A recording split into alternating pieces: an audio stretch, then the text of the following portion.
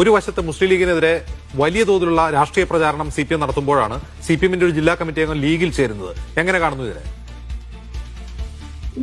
നമ്മൾ മനസ്സിലാക്കേണ്ട കാര്യം ഈ തദ്ദേശ സ്വയംഭരണ തെരഞ്ഞെടുപ്പിലടക്കം ഈ കേരളത്തിലുടനീളം നമ്മൾ മനസ്സിലാക്കേണ്ട റിയാലിറ്റി ലീഗിൽ വളരെ അധികമായി അമുസ്ലിമായിട്ടുള്ള നേതാക്കൾ തെരഞ്ഞെടുപ്പിൽ മത്സരിക്കുകയും വിജയിക്കുകയും ചെയ്തിട്ടുണ്ട്.